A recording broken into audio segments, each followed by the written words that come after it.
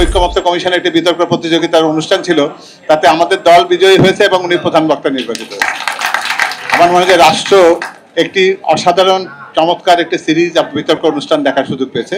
যে বিতর্ক অনুষ্ঠানে যদি তারা এই শিক্ষার ব্যাপারটিকে যদি সংযুক্ত করতেন, যে 24 তারুণ্যের ভাবনা, শিক্ষা এবং কর্মসংস্থান নিয়ে তারা কি ভাবে, আমার মনে হয় যে সেই বক্তৃতার সেই অংশ বা বিতর্কের সেই অংশটুকু সংযোজিত করলেও সেখানে আমরা হয়তো খুব একটা বেশি নিরুৎসাহিত হতাম না তার বক্তব্য থেকে। আমি কথাটাকে একটু অন্যরকম ভাবে দেখি। আমি সরাসরি তারুণ্যের কাছে যেতে চাই না, কারণ হলো যে জীবন চক্রটি হচ্ছে একটা চলমান একটি বিষয়। আমি একজন চিকিৎসক হিসেবে জানি যে আজকে যে শিশু তিনি কিন্তু কালকেই কিশোর, যিনি গতকালকে কিশোর ছিলেন আজকে কিন্তু তরুণ। ফলে তারুণ্যের ভাবনায় আমি যদি এই ডাইনামিক কেমিস্ট্রিটাকে যদি একটা জায়গা থেকে যদি শুরু করি যে আমি তারুণ্য থেকে কথাটি বলবো কিন্তু পেছনে শৈশব আর কৈশোরের কথাটিকে রাখবো না, তাহলে কিন্তু হয়তো এটিকে খণ্ডিত একটা প্রেক্ষাপট তৈরি করবে। আমরা বিগত দিনে যে জিনিসটি দেখেছি সেটি হচ্ছে যে আমাদের শিক্ষার ক্ষেত্রে কোনো একটা সুনির্দিষ্ট দিক নির্দেশনা ছিল না। আমরা একবার সৃজনশীল শিক্ষার কথা বলেছি, একবার বলেছি একমুখী শিক্ষা, কিন্তু কোনোদিনই আমাদের শিক্ষাটাকে আমাদের ব্যক্তি জীবনে কতটুকু প্রয়োজনীয় সেটা নিয়ে কিন্তু কখনো ভাবিনি। আজকে কিন্তু এই শিশু কিশোর যারা রয়েছেন, যারা আগামী দিনে তারুণ্যের সারিতে নিজেকে সংযুক্ত করবেন, তাদের কিন্তু একটা বিরাট বড় একটা প্রশ্ন যে তিনি যদি একজন পেশাজীবী কোনো একজন প্রশিক্ষণের আওতায় কোনো একটা শিক্ষা জীবন শুরু করতে চান, তাহলে তার যে পেছনকার পটভূমিতে যে কারিকুলাম বা যে সিলেবাস আমরা রেখে দিয়েছি সেটি তাকে সেই জায়গায় নেবে কিনা। একজন যিনি মনে করেন যে তিনি একটি সম্পূর্ণরূপে কলাবিদ হবেন বা একজন চিকিৎসক হবেন, তার জন্য হায়ার ম্যাথ কতটুকু জরুরি। আবার আমাদের এই যে বর্তমানের যে শিক্ষার যে সূচক যে জিনিসগুলো আমরা রেখে দিয়েছি সেগুলোকে নিয়ে কর্মজীবনে তার এই শিক্ষাটা তাকে দক্ষ করবার ক্ষেত্রে কতটা পাকভূমি বা পটভূমি রচনা করতে সহায়তা করে, এই প্রশ্নগুলোর কিন্তু কোনো উত্তর আসেনি। আমরা হয়তো তাদের কর্মসংস্থানের অনেকগুলো কথা বলতে পারবো এবং হয়তো আমরা স্ট্যাটিস্টিক্যালি বা পরিসংখ্যানগতভাবে বলতে পারবো যে আমরা এতদিনের মধ্যে এত মিলিয়ন কর্মসংস্থান করতে চাই, আমরা এই সেক্টরে এতগুলো দিতে চাই, আইটি সেক্টরে এতজনকে দিতে চাই, এবং অন্যান্য যে সমস্ত শ্রমঘন যে জায়গাগুলো রয়েছে সেখানেও তাদেরকে সম্পৃক্ত করে আমরা হয়তো সেখানে কথাগুলো বলতে পারবো। 31 দফায় কিন্তু পরিপূর্ণভাবে জ্ঞানভিত্তিক এবং একই সাথে কিন্তু একজনের মেধাভিত্তিক শিক্ষার পাশাপাশি জ্ঞান এবং মেধার পাশে তার কর্মসংস্থান করবার সুযোগ তৈরি করবার কথাগুলো নিয়ে কিন্তু সেই শিক্ষা পরিকল্পনার কথা কিন্তু 31 দফাতে বলা আছে। সেই জায়গাতে আমরা ওই রকম শিক্ষার কথা কখনোই ভাবতে চাই না যে শিক্ষিত বেকার, এই শব্দটি কিন্তু খুব লজ্জাজনক।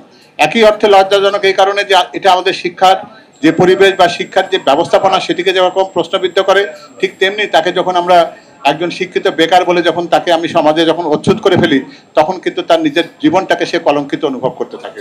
এই দুই বৈপরীত্যের জায়গা থেকে আমাদের কিন্তু এমন একটা জায়গাতে যাওয়া প্রয়োজন যেখানে একজন তার শিক্ষার মধ্যে দিয়ে সন্তুষ্টি অর্জন করতে পারেন, অর্থাৎ যিনি মেধাবী, যিনি জ্ঞানী, যিনি গবেষক হতে চান, তার শিক্ষার সুযোগটা যেন সেরকম ভাবে অবারিত থাকে। আর যার কাছে মনে হয় যে শিক্ষাটি একটা কষ্টকর কাজ, কিন্তু তার প্রশিক্ষণ বা তার শৈলী, তার সৃজনশীলতার অনেকগুলো জায়গাতে তার মেধাকে বিকশিত করতে পারে, সেখানে যদি তাকে আমি সংযুক্ত করি তাহলে রাষ্ট্র, জাতি, জগৎ অনেক বড় কিছু প্রাপ্তি তার মাধ্যমে হতে পারে। আমি সেই কারণে মনে করি আপনারা যারা এখানে বিদগ্ধ জন আছেন, যারা বাংলাদেশের শিক্ষার মেরুদণ্ডকে আপনারা সূচনা করেন, মেরুদণ্ডকে টিকিয়ে রাখেন, তাদের কাছে সাধারণ জনগণ হিসেবে আমার আপনার সবারই হয়তো এই প্রশ্নটি থাকবে যে আমার সন্তান যেন আগামীতে তার যতটুকু মেধা আছে সেই মেধার মূল্যায়ন হোক। আমরা অপ্রত্যাশিতভাবে কোনো কিছু করতে চাই না।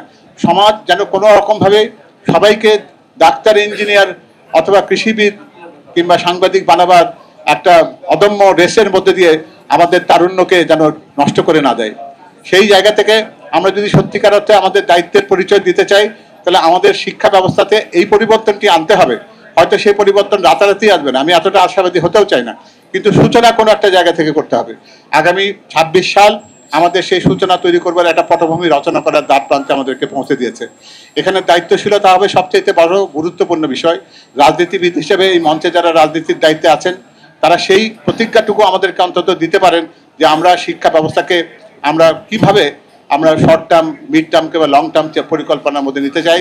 জনাব তারেক রহমান যেভাবে বলেছেন যে তিনি শিক্ষার সাথে অন্য অনেক কিছুকে সম্পৃক্ত করতে চান, তার মধ্যে প্রথম অনুষঙ্গটি হচ্ছে আমাদের ভাষা শিক্ষার পরিধিকে তিনি বিস্তৃত করতে চান।